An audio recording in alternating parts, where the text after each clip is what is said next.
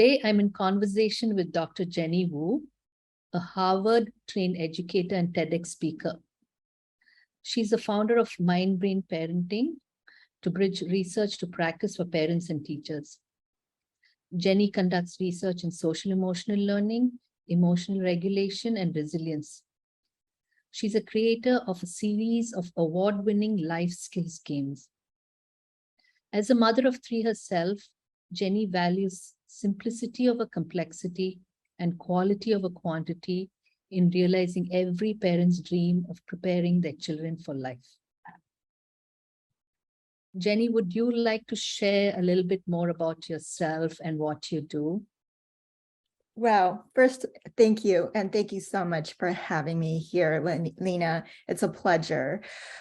So yes, I am the founder of Mind Brain Parenting. And honestly, it really started off with helping us parents and teachers to really support our children's social and emotional skills, right? How can we give them the social confidence to become confident and compassionate adult one day, right? And to become purposeful, knowing what drives them, what makes them passionate, and working really, really hard to pursue their goals.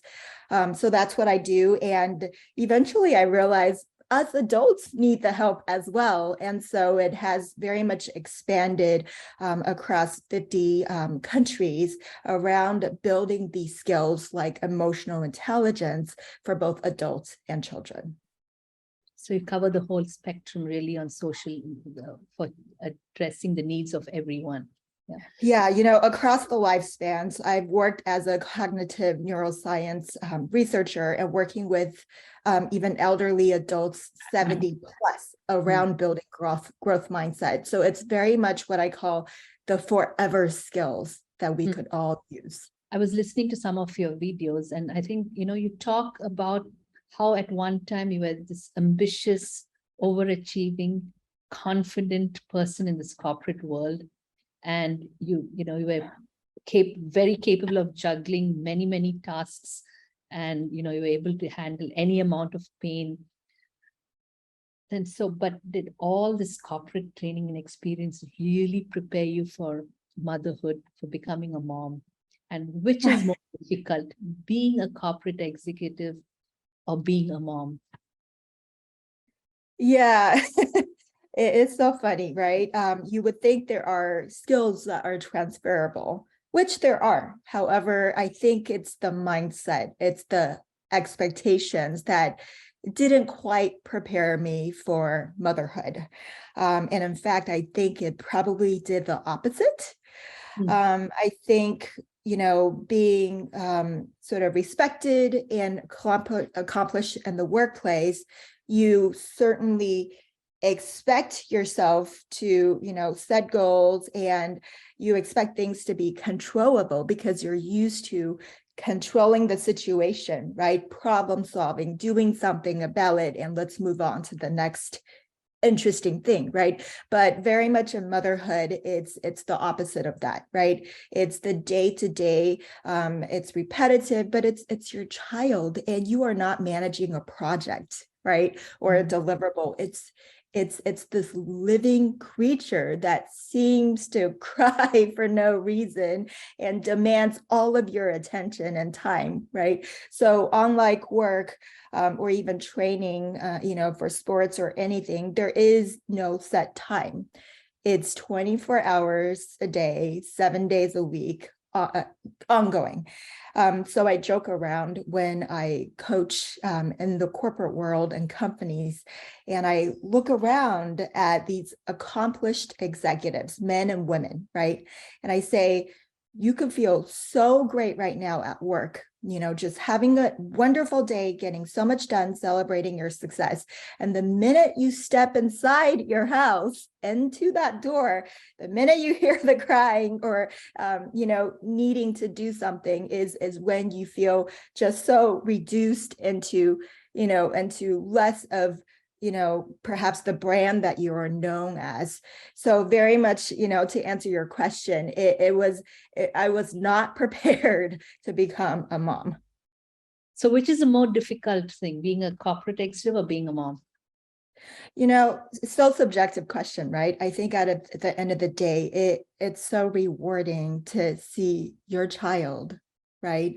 To see the happiness, to see the progress, right? Nothing beats that. Nothing beats that, right? And we are creating the next generation of human beings. So yeah, so it's much harder, but more rewarding in the long run. I agree with that. And, I also, I also always feel, when in the work you set goals and you can work towards it and achieve it. So you try to do that for your, growing up with your own children, right? Setting goals for what you want your children to achieve. And, you think you've got it all right with them and you want to do certain things with them. But then you realize you can only go so far. Beyond that, it's them that they have to take it forward, and we don't really have control of the situation beyond a point with our own children. And I think that probably we face certain challenges there when compared to the corporate world, I think. Right? Am I right in Yeah, you are absolutely right. That is so much wisdom, what you just said, right? So it's very much changing your mindset and changing your own expectations. and Yeah. that leads us to the question: we get trained for the corporate world, we get trained for almost every other job in this world, including being a janitor, anything else we get trained for, right? But how about training for parents and moms and dads? Yeah, You that's get enough of that, or yeah. It's such a mixed question because parenting, right? The sense of parenting, training for parenting, I think many generations back, they probably would have laughed at us, right? But yet it is such a thing where we go into, come into this world and then we become mom and dad one day, and there is absolutely no training. But again, that societal expectation that you should just know it because it's your instinct, right? We hear a lot, right? I heard a lot when I was becoming a new mom and being pregnant is, the minute you look into the eyes of your child, you will know what to do, right? This mama bear instinct will kick in. But it's not as simple as that, right? At the end of the day, we do need skills, we need strategies, we need tools to really help us understand, how to make our lives and our kids' lives better, right? And easier and more streamlined. And so to answer your question, there's some basic training about how to feed your child, really basic physical needs, right? But there really isn't any training, especially past when you're a parent of a 2-year-old, past that. There's just not much collective training around what does it mean to be a good parent, right? And in my TEDx talk, I talk about, this distorted misconception that a lot of women have, which is to be a good mom, you need to be selfless. Your child comes first, right? And I think that puts a lot of unnecessary pressure and burden on women, on what being a good parent is. So training to really have specific skills is so necessary these days, but yet we don't have. Instead, we have the social media education, right? Where everything seems to be perfect, picture perfect, right? The birthday cakes, the, presents and the house and the playrooms and so forth. And that just is really making it worse. essentially it's really about, I think building that connect to your child, right? And understanding the child's psychology and how to building that relationship with your child. How do we do that impactfully? So given that, like you talked about why as a mom, we need to first not assume that we are selfless and, we need to take care of yourself first. So can you talk a little bit on why it's so important and what are the ways that as a mother or even as a father, put in the effort to first take care of yourself, before we take care of our children. It doesn't mean we're ignoring our children, but why it's important to do that. Yeah. So this is for mom and dads, right? Taking care of ourselves is incredibly important because, there's so many research around how we control and regulate our emotions. And, studies show, this is for our kids, all of us, right? We are easily irritated and just triggered to get frustrated when we are not getting our own needs met. So basic needs such as, if we're tired, right, we're going to be more frustrated and irritated. If we're hungry, right, if we are sleep deprived, we need more sleep, right? These things just naturally put us into a bad mood. And guess what happens when you're in a bad mood, right? Fights, shouts, screams, whether it's to our significant other or our children, our family, right? So that's not a good start. So that's where the basic self-care comes in. But another thing that I see a lot, and especially in modern day, like where we are today, is that a lot of parents, moms and dads, they associate their children's success and their children's needs to themselves. And they've lost their own sense of who they are, right? Their own identity. And so we often talk about we need to help our children build independence, but how can they have the independence if we are so intimately attached to our children, right? And what passions they pursue instead of showing them how we pursue our own passions and interests and how to function as independent and confident people. So we do this, right? Self-care is good for our physiological, emotional, psychological, mental well-being, but it's also our process of showing our children how to be the good role models, how to be the people that we tell them that they should become one day. So when you talk about taking care of yourself, are there any key, the emotional points for parents on how they can take care of their own self and their emotional regulation? Because I know a lot of your work is to do with emotional regulation and self, right? So some tips for parents on how they could take care of themselves from a mental health point of view, mental well-being point of view. Yeah, I think what we are good at is ignoring and suppressing our emotions, especially the emotions that we think are bad. So anything that's negative emotions, right? Including being tired, feeling frustrated. And it's often during those times when we feel it, right? Instead of suppressing it, not thinking about it and just let it, suck it up, forget about it. You're a parent, right? I think we need to take a step back, acknowledge that, accept ourselves and what we're experiencing, right? I think self-acceptance is a great skill to practice.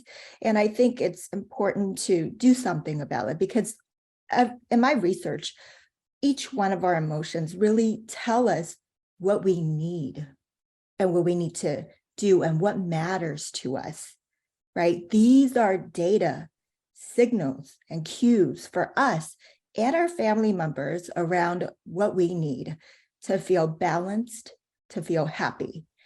And when we don't do that, when we ignore it, first time might be okay, right? Second time, okay. But eventually it's going to catch up to all of us and it will spill over. We get angry, we throw a fit, right? Just like our own children, right? And that is, we may end up saying something that we regret and doing actions that we're not so proud of, right? So I think the best skills to practice is becoming more self-aware and having these strategies to know what to do when you are feeling that way. Is it, just taking a break, taking some deep breath, going for a walk, or exercising or something that is unique to what we need. And then when we come back, we're better person, right? Better parents for our children. And I think it's a win-win situation. So you're able to think and respond rather than react when you're in an emotional state, when you're dealing with your children. Exactly. Being more proactive than reactive. And there's studies showing that, I think only 39% of people are able to recognize what they are feeling and experiencing in the moment, right? In the heat of the moment. When you're mad, it's very hard to recognize and do something. So it's good to practice and become aware. This is how I feel when I need a break, right? And to recognize that in a timely manner and do something about it. Yeah. Otherwise, when you react, you tend to, like you said, break the relationship with your children, rupture the relationship with your child a little bit, right? When you react and yell at them. So I think stabilizing yourself emotionally becomes very important. So given that, how can we also support our children's social emotional development? Because I know that's also very important. First is taking care of self, but just as we focus on the cognitive development, more and more research today is talking about why probably social emotional development is probably should be even given a higher priority than cognitive development for someone to feel, thrive in life, right? So yeah, so any some thoughts on that, on what are the key skills we need to inculcate in our children and how we could go about that for. Yeah, there's a lot of very robust, strong research indicating very much what you just said, which is EQ, right? These social and emotional skills, they actually predict your academic success, performance, graduation, more so than IQ or cognitive intelligence. And one of the reasons is that these social emotional skills are very dynamic. We have the ability to improve them, to change them, to work on them. And so some of the things we could do, right, is actually combining cognitive and emotional, which is helping our children to be able to communicate to us what they're feeling, right, and what they need, right? It's very similar to what I just said.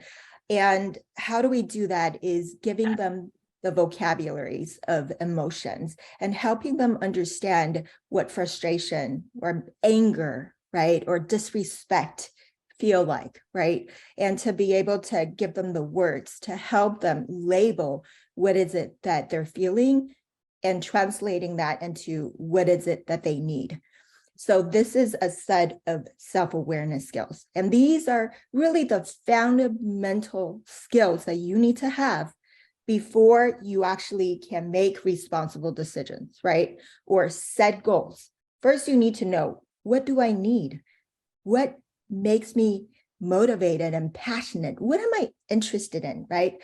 Building self-awareness around that. And then setting these goals, which is another set of skills called self-management. How do you manage yourself to keep going when things are getting very, very hard? Again, that gives you frustration. That makes you angry, right? So how do you continue to motivate yourself and keep trying? And what type of words, things do you say to yourself? And this is very important, how we talk to our children, right? Do you say, I'm so stupid. My friend can do this. Why can't I do this, right? Does that sound familiar? Because sometimes this is how we talk to our children, right? So it's supporting them and how they cheer themselves on, right? If we tell them, you can do it, right? Or you may not be able to do this yet, right? But keep trying, I can get it, right? And this is what I tell my kids. Practice means making mistakes. If you're not making mistakes, you're not practicing, right? And mistakes help us to understand how to get better.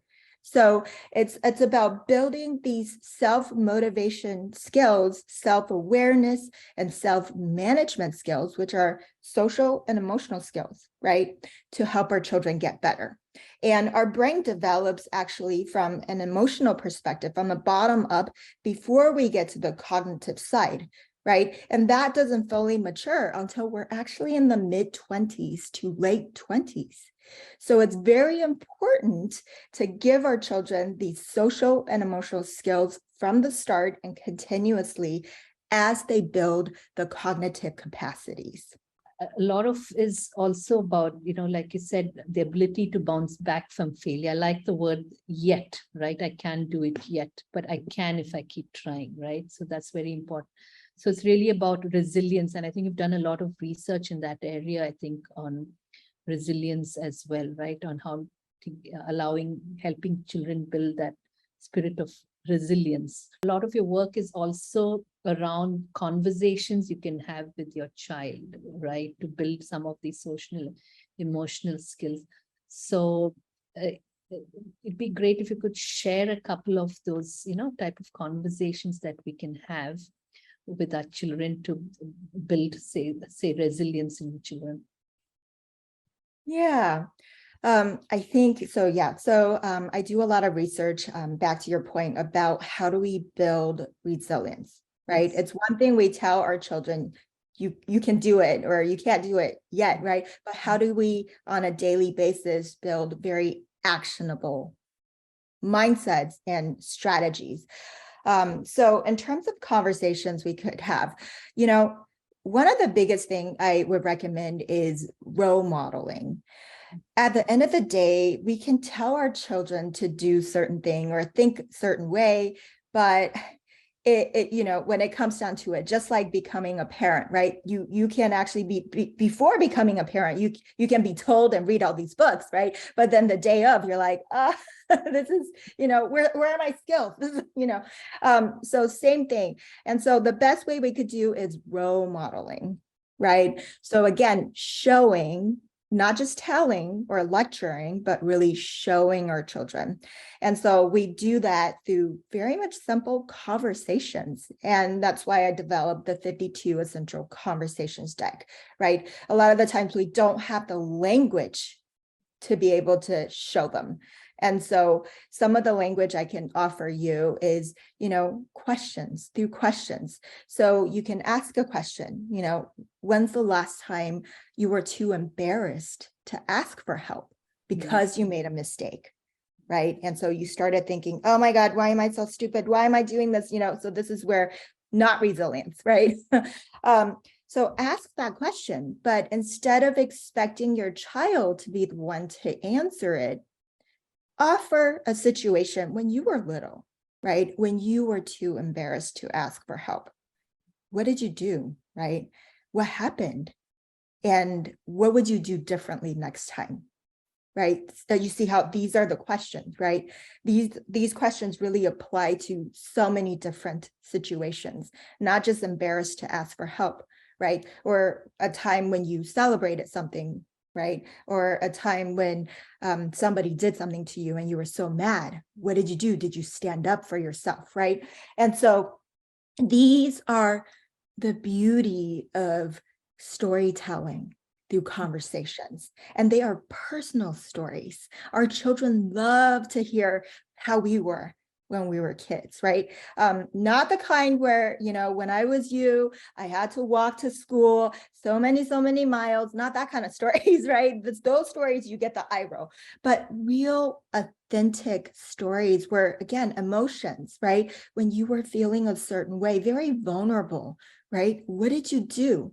And that helps our children to see us not just this power authority figure who's always bossing them around, but people, right? People who are also just fellow human beings who are like them once, right? Who are feeling the same thing that they're feeling, the same insecurities that they have that they are afraid to say. So it's through these table conversations where first you ask a question, and then I encourage you to answer it. Your child will automatically be asking you a lot of questions, right? So that kind of gets the conversation starting, and it becomes so much easier to talk to your child, to ask them these questions, and then to dare we give them advice, right, it becomes so much easier for us then to give them our perspectives, our advice, in which cases they will actually listen. And by creating this safe space through conversations, our child will come back to us over and over when they are faced with difficulties, right? They are not going to feel embarrassed telling us about that or feeling judged. Instead, they need our opinions, they need our thoughts, and they need our support. And maybe they are curious, mom and dad, did you experience this when you were little, right?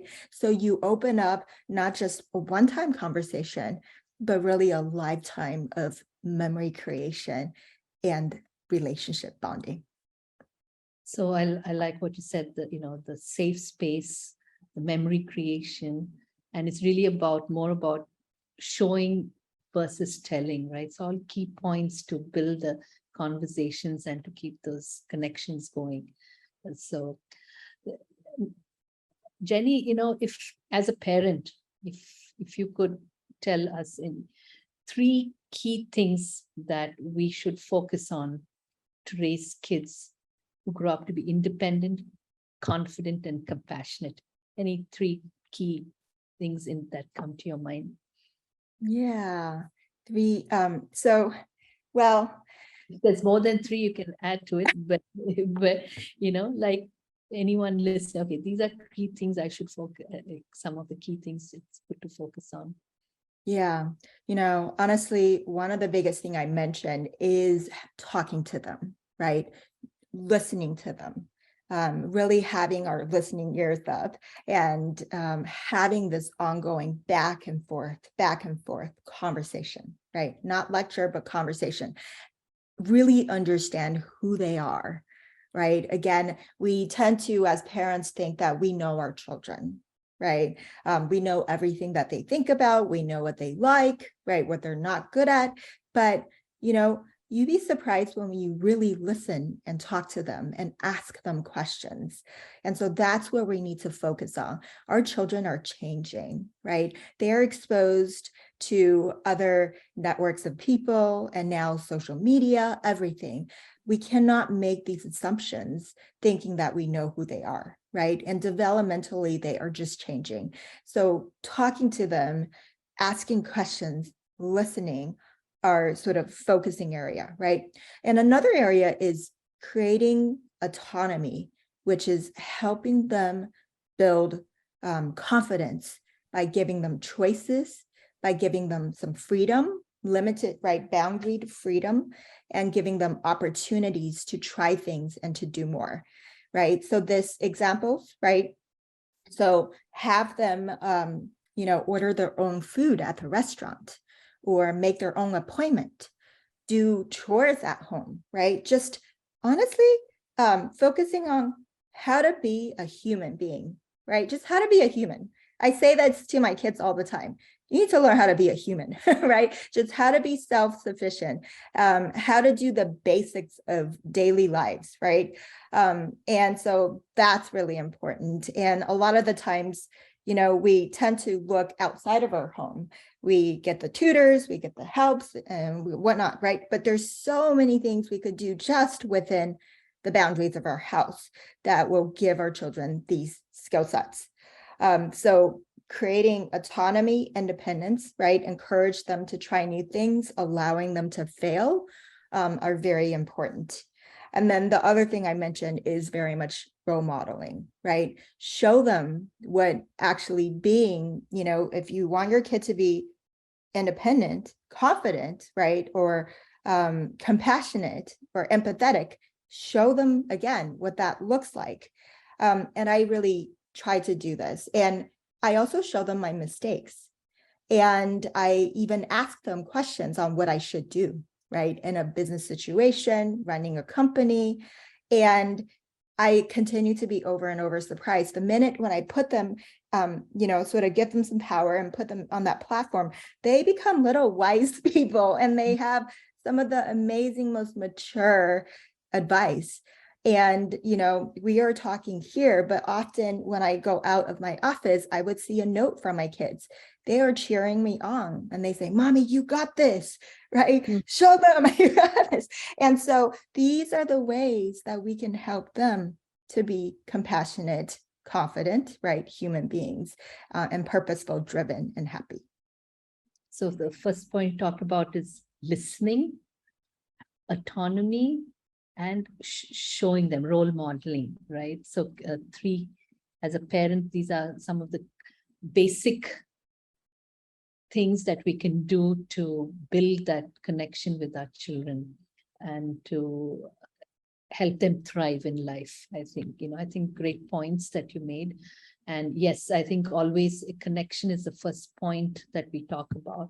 So let's talk about the impact of technology when it comes to these connections and parent-child relationships. Your thoughts on that today? We know tech is very important. We're talking here today because of technology. And so we need to also, train ourselves as well as our children to use technology wisely and to, just like we say, work-life balance, we really need to start thinking about tech-life balance also today, right? So from that perspective, when you think about technology, how is that impacting our relationship with our children, and your thoughts on that? Yeah. So, we talk about connection. And so to me, the word, right, that comes to mind in terms of tech and the impact of that on families is disconnection, right? How ironic could be, right? Tech keeps us connected. But, you and I just briefly talked before this, where I thought it was an amazing point where technology keeps us connected to really everything else except for what's within, right? Our family and ourselves. And that is one of the biggest impact that I see, which is misconnections and less communications between the parent and child. And so you can imagine, as a result, there is less quality time, less understanding, right? Just really less harder relationship, right? And trust. And so, I, as a parent of 3 kids, and 2 of my kids are twins, so I had 3 under 3. It was just so much, right? So I can definitely understand. I've certainly used technology as my go-to babysitter. And you can imagine, as a working parents, many of us, right? And during the pandemic, we had to do what we had to do, right? And technology isn't all bad, right?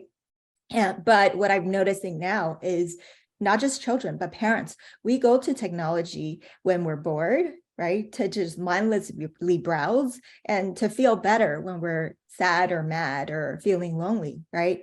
And we are easily distracted. The minute we have our phone or our iPad there, our mind just kind of goes there, right? And so that's what I noticed, lack of focus, which is another huge thing, right? We talk about focus on each other, but just lack of a focus in general, right? Being able, how do you have the self-awareness, right? Understanding how you feel and thinking about, how do I think about the situation, right? But because of technology, for example, the invention of the infinite scrolling features, right?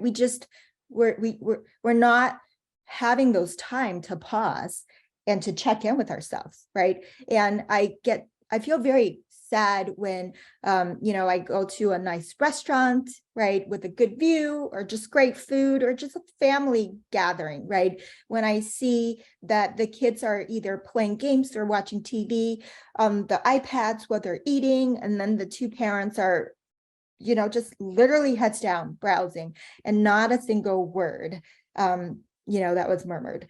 And so it's unfortunate. And, we're not human beings that are made to just, kind of look down and browse, right? So those are some of the impacts that I see. So how do you in your house manage this tech-life balance with your children and your family?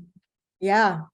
And for those of us with multiple children, that every child is different, right? Every child is different. And you may have one who has good self-control, who listens well, but then the other one doesn't, right? So that makes things very complicated because you can't just do one thing, then, you know how it is. The kids will be like, it's not fair. Why did he or she do that? Right. So that's how my biggest barrier and struggle. So in terms of how I manage tech is that I have very specific rules and boundaries.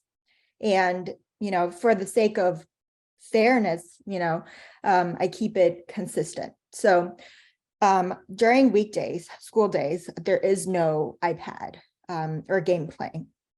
On the weekend, the kids have 1 hour each weekend day. And, if they, really don't have anything and they want to use technology for a certain purpose, then absolutely you can use it for more hours. But we manage it with specific limit in terms of number of hours, as well as the purpose of usage. So as we talk about it, I also, want to share with you what an initiative that ParentCircle has been doing over the last 4 years, because we understand how important it is for, to have those conversations you talked about with our children, how that's very key, how we need to listen to our children. But these things, can't happen if we are all the time distracted by technology. When our children are talking, if we are on the busy typing something, said, okay, wait, you're not really listening, you're focusing here, but yeah, I've seen it, or yeah, I like your picture. We're quite distracted by technology can distract us. So keeping that in mind and understanding the importance of building that connection with your child by listening to them and being present for them.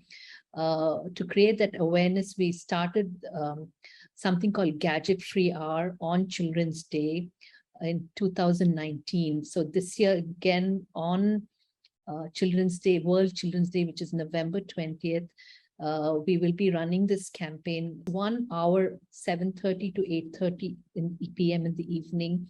We're urging all families, parents and children to switch off all their gadgets and just spend time with each other, could be conversing, listening, playing, and whatever, but just without the distraction of gadgets, and experience being present and, and enjoy the joy of connection.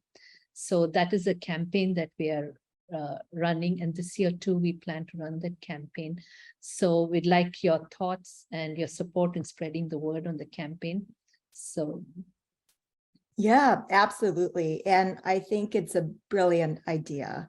I applaud you for going on 4th year, right? It's amazing. I wish we had something like this, and maybe not just once a year, but many times a year, of raising awareness and creating these good behavioral change. And in terms of my thoughts, I think it's brilliant because here's the situation, right?